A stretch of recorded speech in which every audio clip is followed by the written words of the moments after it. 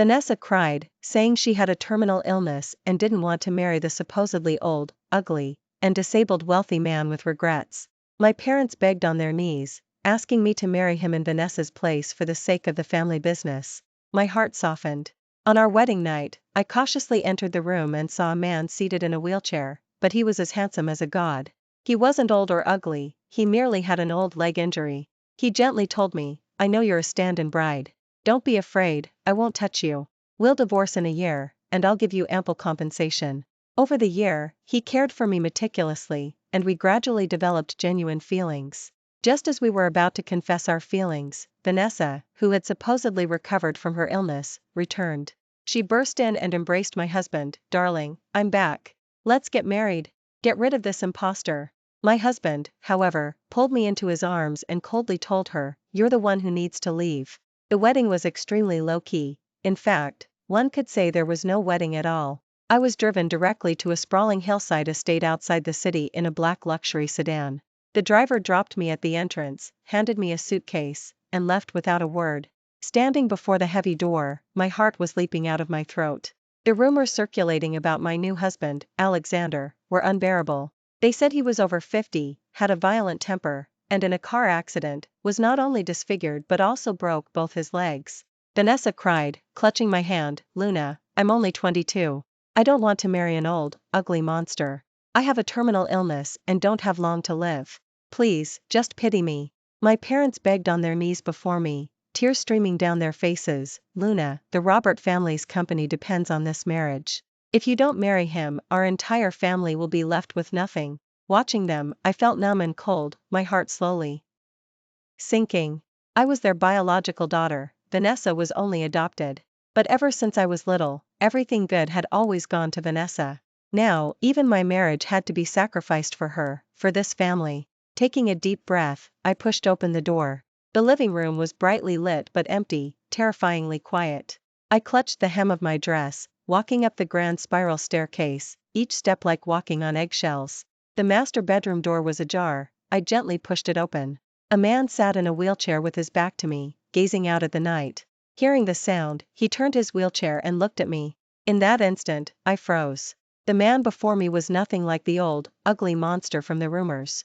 He appeared to be only 27 or 28, with a high nose bridge, subtly pressed lips, and deep-set eyes, handsome as a deity. His complexion was just a little too pale. He was Alexander? My mind went blank, all the fear and resistance I'd prepared for crumbled the moment I saw him. He spoke first, his voice deep and pleasant. "The family sent you?" I nodded, nervously clutching my skirt, not daring to look at him. "I know you're here in place of your sister." His words exploded like a thunderclap in my ears. I looked up sharply. How did he know? Alexander's expression was calm. He moved his wheelchair closer to me, stopping in front of me. He looked up at me, his voice perfectly even. "You're Luna, aren't you?" "Yes." "Don't be afraid," he said, seeming to sense my nervousness, softening his voice. "I won't touch you." He handed me a platinum credit card. "Take this card, there's no password. You can command any of the staff in this house as you wish." I didn't take it. He continued, "We only need to maintain a superficial marriage for 1 year. After that, we'll divorce, and I'll give you a substantial compensation that will ensure you're financially secure for the rest of your life. Your only task is to play the role of Mrs. Alexander well and prevent outsiders from seeing through the charade." I stared at him, dumbfounded. So, I just needed to stay here peacefully for a year? This was infinitely better than the best outcome I had imagined. Why? I couldn't help but ask. Alexander's gaze swept past me, fixing on the endless darkness outside the window. His voice carried a subtle weariness that was hard to discern. "I just need a wife to silence those people. It doesn't matter who it is." I eventually took the card and moved into the lavish yet cold villa. Alexander was true to his word, he really didn't touch me. We slept in separate rooms, he took the master bedroom, and I occupied the guest room next to his. The staff in the villa were deferential to me, calling me madam with every address. Alexander spent most of his days in the study, handling business, and our interactions were limited to mealtimes. At the dining table, he was always taciturn. This life was so peaceful it felt somewhat unreal. Until a week later, I received a call from Susan. As soon as I answered, her anxious voice came through. "Luna, have you met Mr. Alexander? Did he give you any trouble? Did you bring up our company's cash flow problems to him?" A string of questions, none of which showed any concern for me. My heart grew a few degrees colder. He didn't give me any trouble, I replied blandly. That's good, that's good. Susan sighed in relief, then her tone became cautious. Then, find an opportunity to use some sweet talking and manipulative whispers on him. Our family's project is only 50 million short. As long as Alexander's family invests, we can survive. Sweet talking and manipulative whispers? Alexander and I barely exchanged a few words. I felt a wave of disgust and sorrow. Mom, I'm just a stand-in bride, and he knows it. I couldn't help but state the truth. Silence fell on the other end of the line. Seconds later, Susan's shriek pierced my eardrums. What? He knows? Luna, are you a complete idiot? How could you let him find out about this? Are you trying to kill our whole family? Her yelling made my ears ring. Your sister is practically dying for this family. And you can't even handle one small thing. How could I have given birth to such a useless child?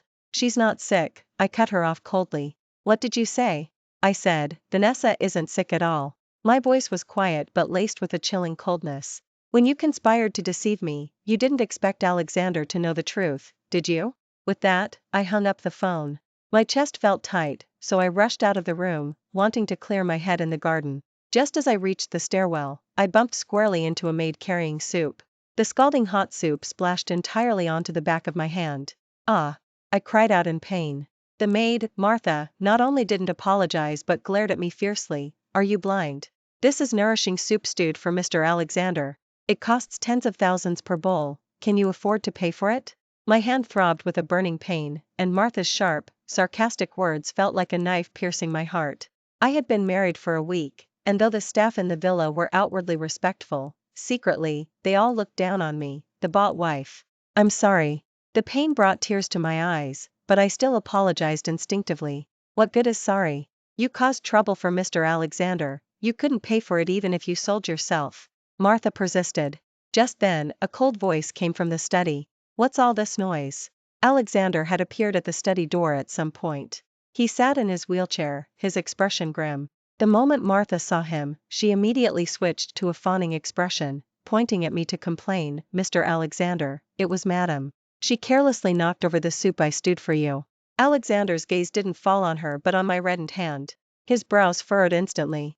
Come here, he said to me. Biting my lip, I slowly walked over to him. He took my hand, saw the quickly forming blisters, and his eyes suddenly turned cold. He looked up at Martha, his voice like ice. Did you bump into her? Martha froze, stammering defensively, no, she bumped into me. Get out. Alexander said only one word. Martha's face turned ashen, she couldn't believe her ears. Mr. Alexander? I said, get out of this house. Alexander's voice was not loud, but it carried an undeniable authority. Now. Immediately. Martha's legs buckled from fright, and she fell to her knees, pleading, Mr. Alexander, I was wrong, I won't ever dare again, please don't send me away. Alexander didn't even spare her a glance. He turned his wheelchair, pulling my wrist, and led me toward the first aid kit in the living room.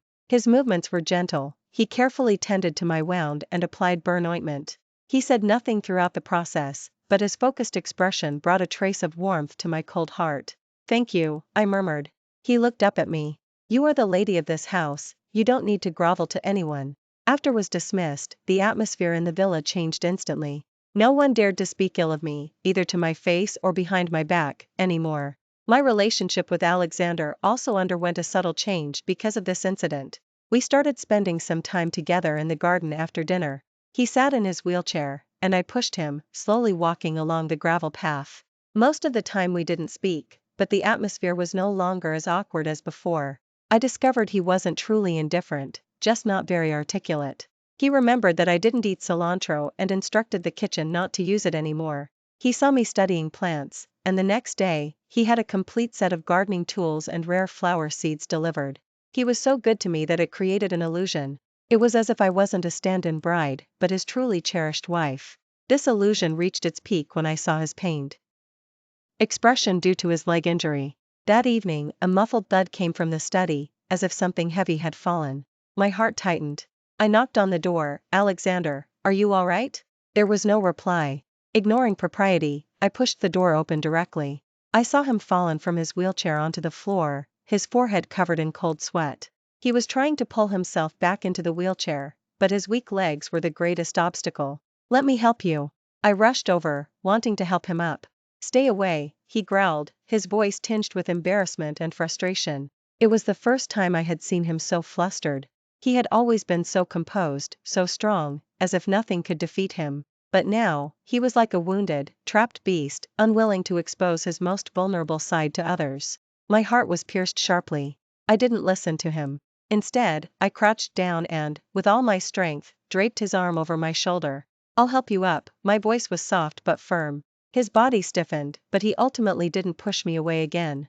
His body was heavy. I almost used every ounce of my strength to half carry, half support him back into the wheelchair. A thin layer of sweat also beaded on my forehead. "Thank you," he said, his head down, his voice slightly hoarse. "Are your legs in a lot of pain?"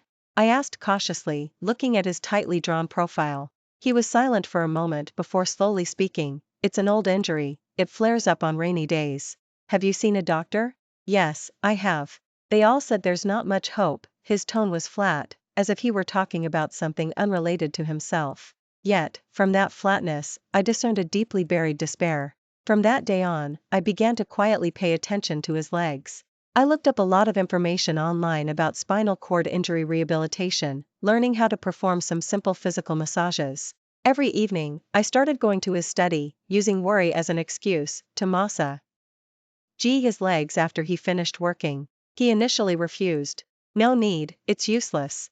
Just try it, there's no harm in it anyway," I insisted, crouching in front of his wheelchair and rolling up his pant leg. It was the first time I had seen his legs. They were long, but somewhat atrophied from lack of use, and there was a hideous scar running from his knee all the way to his ankle. My heart felt a pang, aching and sore. I reached out and gently placed my hands on his knee, slowly pressing according to the techniques I'd learned online. He didn't stop me again. The study was very quiet, with only the sound of my fingertips pressing. His gaze fell on the top of my lowered head, and some emotion stirred in his deep eyes. Days passed, and in a blink, it was late autumn. I massaged Alexander every day, without fail. His legs seemed to have improved somewhat, at least on rainy days. His tightly furrowed brows relaxed a lot. Our relationship also grew closer. He would tell me amusing stories from the company and listen to my embarrassing childhood anecdotes. He even started to smile. When he smiled, attractive lines would crinkle around his eyes, like ice melting for the first time, making my heart skip a beat. I was immersed in this tenderness, almost forgetting that our marriage had a 1-year limit. Until's call, like a bucket of cold water, splashed over me from head to toe, waking me up. "Hello, little sister," her voice carried an ill-concealed hint of triumph. "How are things going at Alexander's estate? That old, ugly cripple, he hasn't done anything to you, has he?" I clutched my phone tightly. "He's not old, ugly, or crippled." "Oh, already defending an outsider after just a few months?" Vanessa scoffed. "Don't forget, you're just a substitute. When I recover, you'll be out." "Can your illness really be cured?" I retorted coldly. There was a pause on the other end, followed by Vanessa's furious voice. "Luna, what do you mean by that? Are you wishing death upon M.E.? Don't forget, it's because of me that you got the chance to marry into Alexander's family. You ungrateful wretch." "Do I care about your opportunity?" I said, enunciating each word. "Vanessa, you'd better pray your illness never gets better." After hanging up, I was trembling with anger. Alexander had appeared behind me at some point. He handed me a glass of warm water. "Arguing with your sister?" I took the glass and nodded, still in a foul mood. He looked at me and suddenly said, "Luna, if I told you I knew her illness was fake all along, would you believe me?" I looked up sharply, staring at him in shock. The engagement with the Robert family was my grandfather's wish, and I couldn't go against him. Alexander's tone was calm. "But I had Vanessa investigated. Her private life was chaotic, and her character was questionable. I never intended to marry her." My heart pounded furiously. So, when they proposed a substitute, I agreed. His gaze was fixed on me, as deep as a pool of water. "Because the investigation report said that the Robert family's youngest daughter was kind, resilient, like a blade of grass persevering through adversity." My cheeks burned uncontrollably. So, he knew everything. He wasn't a fool kept in the dark, he was the one in control of everything. Then why? Why did I still have to sign that 1-year agreement? Because I wanted to see if this blade of grass would bloom here with me. He reached out and gently stroked my cheek, the warmth of his fingertips sending a shiver through me. Luna, his voice was low and serious, the 1-year agreement is now void. I don't want you to be Mrs. Alexander for just 1 year. I want you to be Mrs. Alexander for life. The moonlight streamed in through the window, falling on his handsome face. In his eyes was something I had never seen before, something called profound affection. My heart completely surrendered. Just as I was about to nod and tell him everything in my heart, the villa's M.I. door was violently pushed open from the outside. A figure I thought I wouldn't see again so soon appeared at the doorway. Vanessa was back.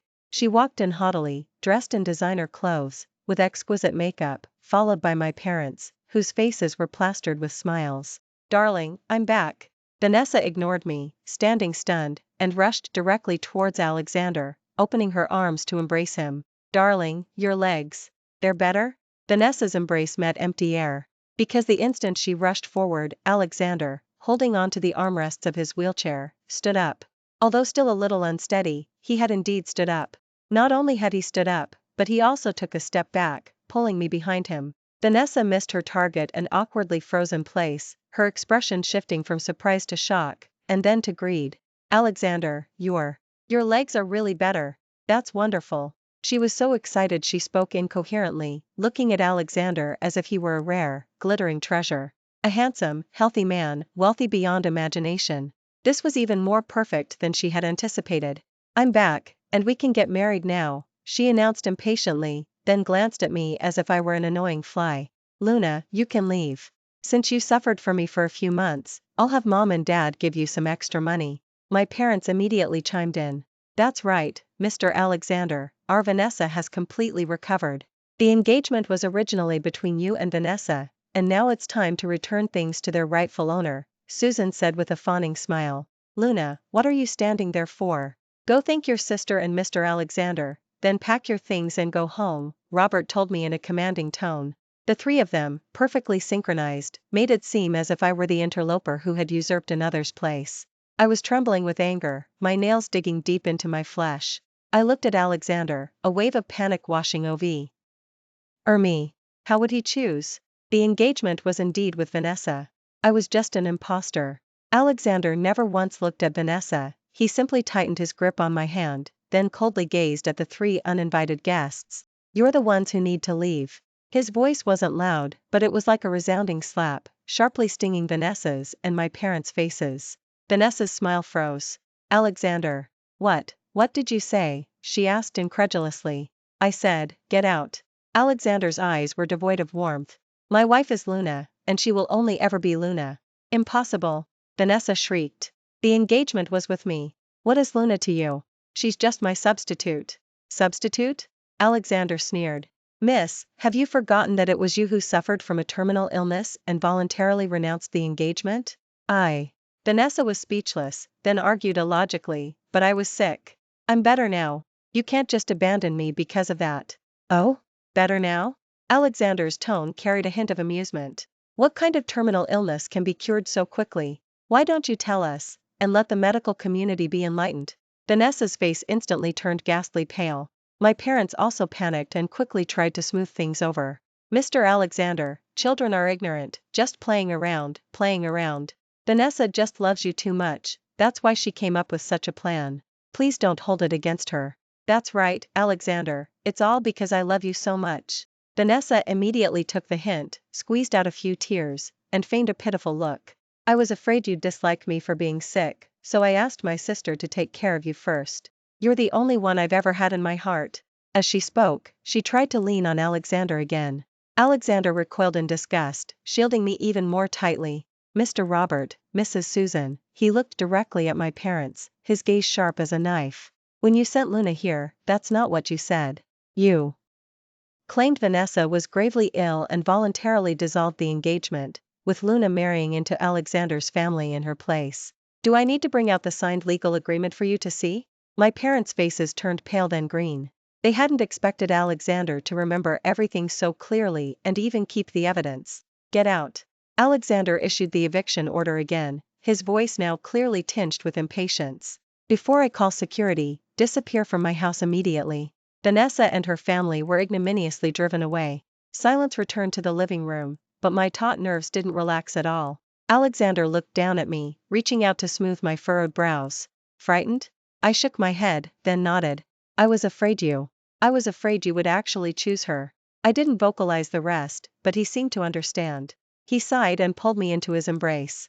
His embrace was warm and strong, carrying a comforting scent. Foolish girl, from the first day you stepped into this house, you have been my only wife, he whispered in my ear. Vanessa, she's not even fit to tie your shoes. My eyes welled up, and tears streamed down uncontrollably. All the grievances, anxieties, and fears of these past days found their release in that embrace. I thought that would be the end of it. But I had severely underestimated the shamelessness of Vanessa and her family. The next day, the internet was flooded with news about me. #high scandal, the sisters terminal, scheming takes place and refuses to leave ## a modern of the farmer and the snake, the ends ruthless to seize $1 billion hashtag in the news. Vanessa was portrayed as a kind, devoted, yet tragically ill heroine. She suffered from a terminal illness, and to avoid burdening her fiancé, painfully allowed her sister to temporarily care for him. I, on the other hand, was cast as a malicious schemer, calculatingly taking advantage of the situation, and refusing to let go of her brother-in-law Ev. And after her sister recovered. The article was written with dramatic flair and accompanied by photographs of Vanessa receiving treatment in the hospital, which I later learned were taken during her appendectomy, and videos of my parents crying to the camera. R has always been quite cunning since she was little. We didn't raise her well. We just want her to return what doesn't belong to her sister. Why won't she listen? Vanessa is so pitiful, she just escaped death's door, and now even her own fiancé is being stolen from her. Public opinion instantly turned against me. My social media account was overrun by furious netizens, and my DMs were filled with vile curses. Die, homewrecker. I've seen shameless people, but never anyone this shameless. Get out of Alexander's family, don't defile that place. I looked at the offensive words, my hands and feet turning cold. These were my family. To force me to leave Alexander, they didn't hesitate to push me into the limelight, making me the target of public condemnation and ruining my reputation. My phone rang, it was Susan. As soon as I answered, her wailing voice came through. Luna, what exactly do you want? Are you only satisfied when you've driven our entire family to ruin? Now the entire internet was ablaze with criticism about the Robert family's poor parenting, and the company's stock price plummeted. Are you satisfied? I'm begging you, hurry up and divorce Mr. Alexander, then come back and beg your sister's forgiveness on your knees. Otherwise, we'll disown you. Listening to her accusations twisting facts, I found it absurd and laughable. Mom, I said calmly, from the moment you made me a stand-in bride, I ceased to have a home. From the moment you begged on your knees, I ceased to be your daughter. You unfilial daughter. Don't call me again. I hung up the phone and blocked all their contact information. Alexander walked over and embraced me from behind. Don't look at these, Okay, my phone. Let me handle it. His tone was calm, yet it carried a reassuring strength. I leaned into his arms and nodded. I knew he would protect me. Alexander moved quickly. The next day, Sterling official account released a statement. Regarding the various false statements circulating online recently about Mr. Alexander's marriage, we reserve the right to pursue legal action. To clarify the facts, Mr. Alexander will hold a press conference tomorrow at 10 a.m. at the Grand Hotel, where all truths will be revealed. As soon as this statement was released, online discussions intensified. Everyone waited to see how this high scandal would ultimately conclude. Vanessa was even more carried away by her triumph. She immediately posted on her social media account, "Thank you for your concern, justice may be delayed, but it will never be absent. Tomorrow, I will reclaim everything that belongs to me." Below, a multitude of people cheered her on, praising her bravery and resilience. Watching her affected performance, I felt disgusted. The next day, I accompanied Alexander to the press conference. I held his arm, and the moment he stood up, all the camera flashes in the room focused on him. The reporters went wild. "Mr. Alexander, your legs. Have they recovered?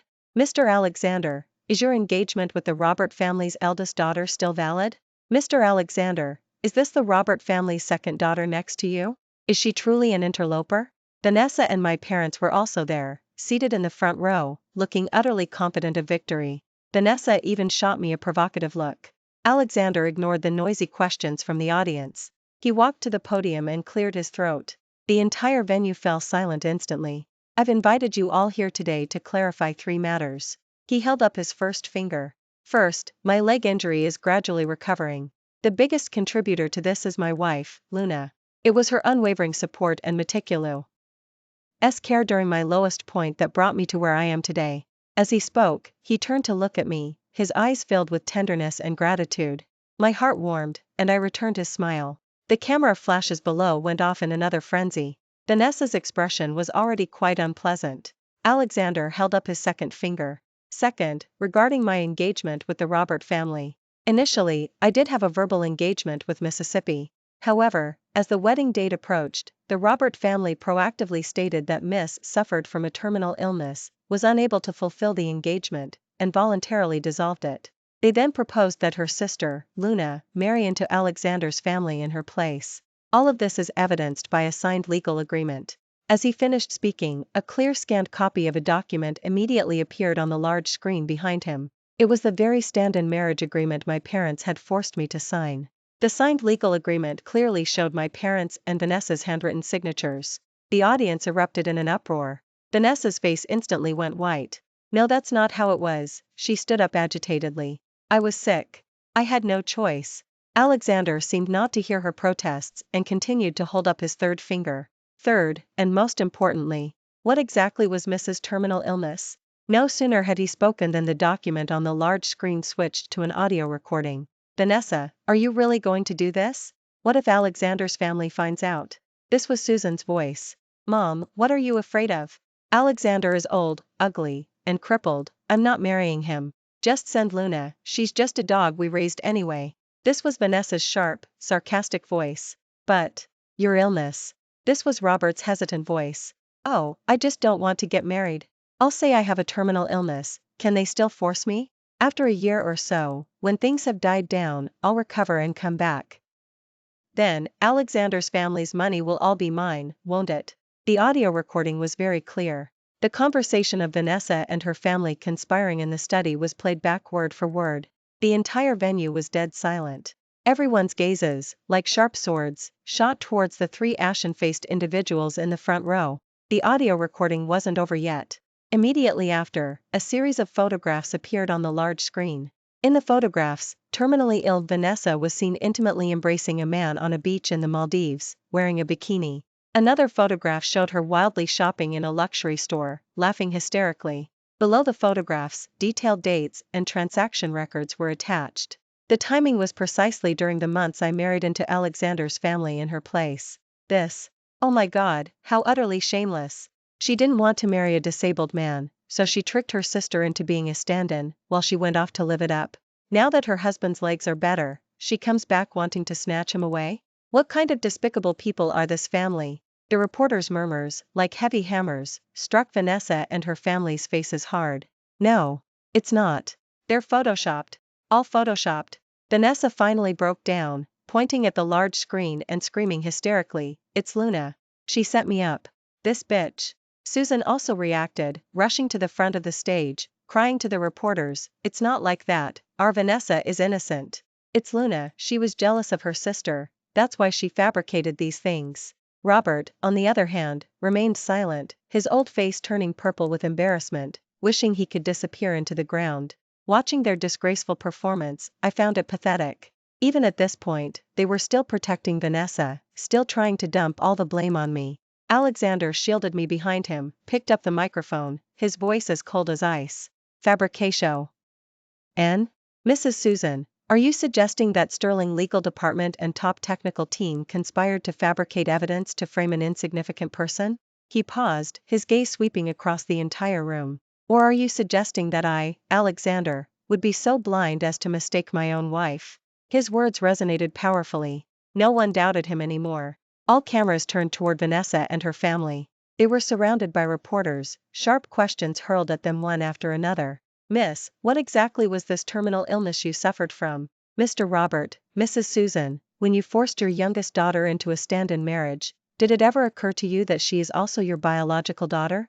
Does your family have any conscience left?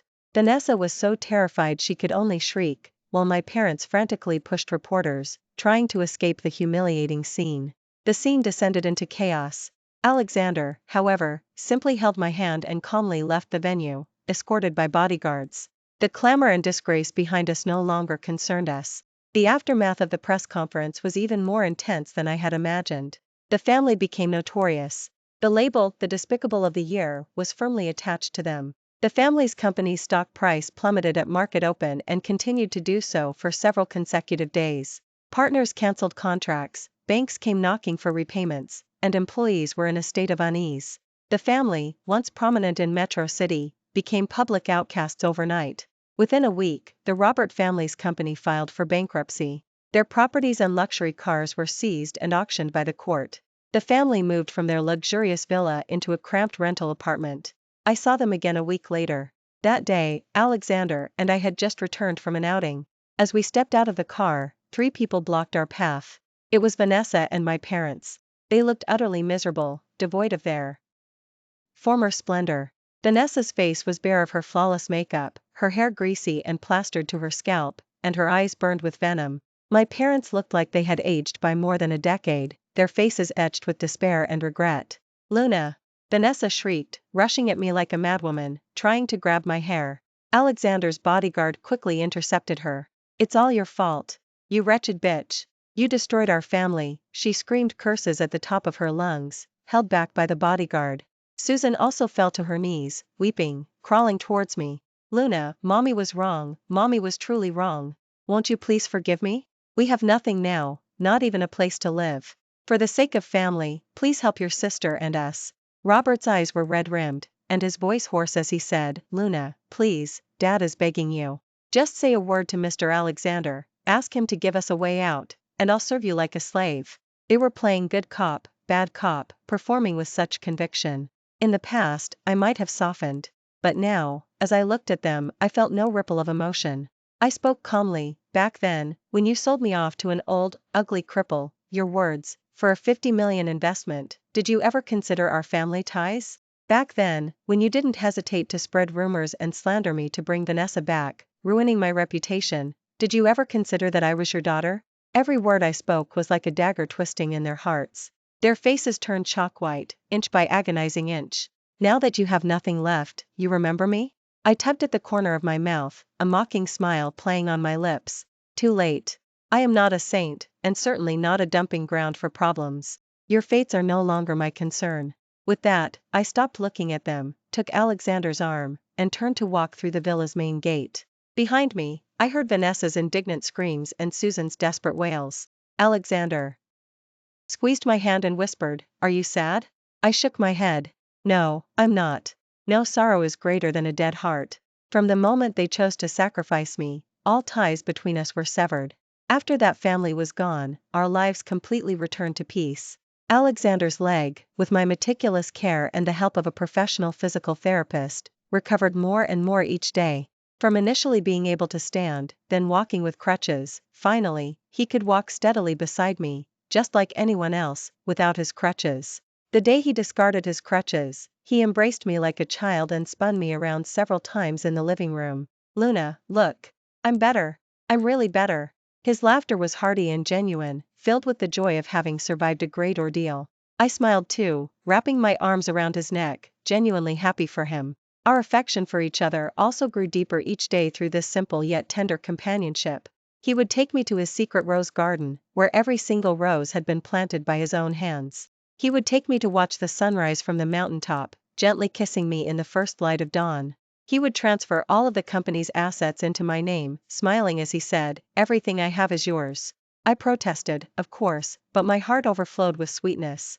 Our 1-year marriage agreement had long since passed, and neither of us ever brought up the word divorce again. We both knew that in this lifetime, we would never be apart. On a bright, clear afternoon, he took me to the garden where we had first met. Suddenly, he knelt on one knee and pulled a velvet box from his pocket. He opened it, revealing a dazzling diamond ring. "Luna," he said, looking up at me with earnest, passionate eyes, "before, I wasn't able to give you a proper wedding, or even a formal proposal. Now, I want to make it up to you. You are not a substitute, not an imposter. You are Alexander's destined wife, the only I'd in my life. Luna, will you marry me? This time, not for our families, not for any agreement, but only for ourselves." Sunlight filtered through the gaps in the leaves, falling on him and on me. I looked at the starlight in his eyes, at the gleaming ring in his hand, and tears once again blurred my vision. This time, they were tears of happiness. I nodded vigorously, choking out those 3 words, "Yes, I will." He smiled as he slipped the ring onto my ring finger, then stood and pulled me tightly into his embrace. "I love you, Mrs. Alexander. I love you too, Mr. Alexander."